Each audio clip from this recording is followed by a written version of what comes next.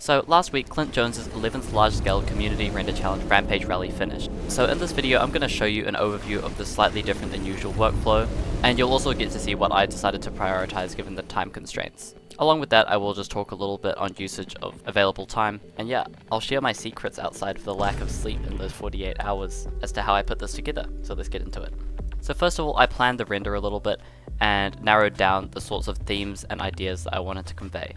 And while I didn't properly finish this stage till the last couple of days before the due date, I am being transparent in that I had ideas laid out for at least a week in advance before this. Over those 7 days I came up with ideas, narrowed them down, and also decided I wanted a canyon environment of some kind, for not much more reason other than I had good assets for it sitting around. The issue and the reason I didn't start earlier was because arguably the most important components, the vehicle and the character, had yet to be decided upon. This set me back a lot, and I was questioning whether I should experiment or whether I should do something fully based on a pre-existing idea or IP. My eventual hasty decision in the last 2 days was to do a combination idea and make a half-inspired render, allowing me to get more creative and free while also still maintaining something, quote, trustworthy as a starter theme. Because it takes time, refinement, and also just some balls to go and make your own completely unique thing. So I actually do recommend this for choosing ideas if you can't decide and you need a backup option. Obviously here my hand was a little bit forced, but I've done it before. If you're stuck between two ideas, think about how you could maybe combine them, especially if they seem weird together or kind of counterintuitive. It can be especially fun. You don't need to take an equal amount from both ideas, you can just kind of sprinkle in a little bit of one, and you tend to end up with something a lot more unique and personalized. So because of this, my render is maybe less relatable to Nausicaa fans, yet now it's more than just a kind of Ghibli fan render because I added a twist to it. So we all know what it feels like to run out of time for things, and while many instances are avoidable, it is an unavoidable fact of life. For work, for university, for school, for friends or family, or for being a video game addict. Anyways, it happens. We should not get complacent and say that we are just procrastinators, because that's a behavior, not a character archetype. You're not a static pre-built character, you can, you've got free will. I'm sort of showing approaches or ways to mitigate a, quote, cooked situation, if you will, where there's a lot less time than would be ideal. But it's always better to start fighting late than never. Particle systems are a really cheap and quick way to get a lot of extra life added to your renders. So I added particle systems that would start emitting when the vehicle contacted the ground at the start and then also midway through. And so it would kind of feel like the vehicle was clipping or impacting terrain properly instead of just kind of gliding through / over it. It made it feel more interactive and it gives some extra visual pop as well. Just at first I just added sparks, but then I also added a separate particle system which would emit rocks and pebbles flying out. I also just have like some particles flying through the air. It's just a lot of extra masking to make it seem like there's more there than there is, which I mean it kind of self-fulfills, it kind of becomes like that, I guess. One thing I will say is I spent way too long modeling the mask and the helmet and everything for this character model who you literally cannot see in the final render, but I'm kind of glad that I did, just because it's like more holistic that way. It wasn't a great use of time, but at the same time it didn't feel like there was a huge amount of sacrifice either. There wasn't a huge amount at the end that I was like, oh, I wish I'd done that. Oh yeah, when in doubt, just add a cloth simulation, I reckon. It's like kind of, I usually add a cloth simulation in my renders for these. They're finicky to make them not glitch out, but once you've got them right, they're not actually very technically demanding to just get into place, and they, again, just add more, well, it's not animated obviously, but it's more movement in your scene, and it just makes it look more dynamic. Because this render, even at the end of it in the final product, I think that it looks kind of starved of a little bit of movement and life, which again, the particle system, cloth simulation, all that really help. But there's just not that much going on in terms of movement. It's a pretty dead world, which the Canyon Network kind of environment helps with that. But I would have tried to populate it with a bit more stuff.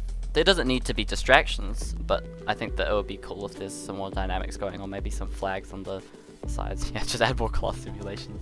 One thing I was very happy with, which was an experiment, was the engine volumetric system.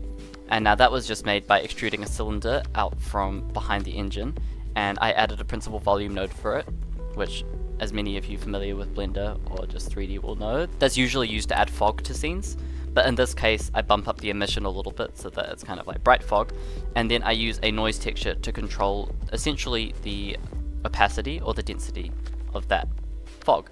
And when you bump up the emission on it, because of the fact that the texture's stretched out, it looks like kind of energy or plasma like stretched out from the engine, which is very cool, like engine trail fire thing. And if you basically add a driver on the X location, or like Y or Z, or just whatever you like to make it flow in the right direction, you basically get that noise texture animated moving, and it looks like the fire is moving around. And yeah, it looks kind of like a basic simulation, but in reality it is just a static mesh with a volumetric on it. So it's pretty cheap in terms of rendering time, and I think that it looked really nice, and it only took maybe like 20 minutes or so. And find cheap ways to populate the scene with life. That's kind of a thing which I did a lot here, I tried to do. In post, I would kind of just do all the regular things. I corrected the white balance a bit, but I kept it a little bit washed out just because, I don't know, the kind of canyon thing in the bright sun.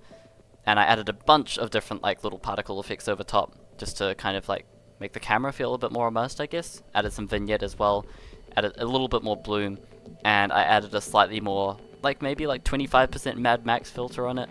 I wanted to make it like a little bit more deserty, up the saturation a bit, just because, I don't know, I liked the kind of barren look of it, but it just wasn't very pretty to look at, so I wanted to find a little bit of balance. And then audio was just made by taking a bunch of clips from a free sound library and just like assorting them, just like random mixture of sci-fi noises, wind ambience, and you know, some like rocks getting crushed and all of that.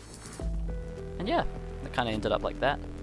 I reused a lot of textures here as well. That is something that I saved time on. Apart from using photo scans for the environment, I reused a lot of textures from my House Moving Castle project.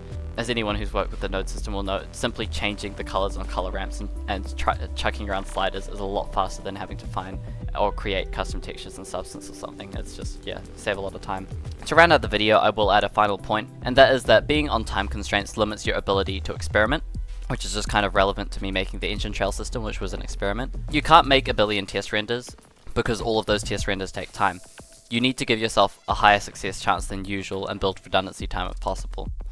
Because when you experiment, you might try something completely wacky, and you'll also, you know, render it in like full resolution to see how it looks and all of that, spend a couple hours, it completely fails.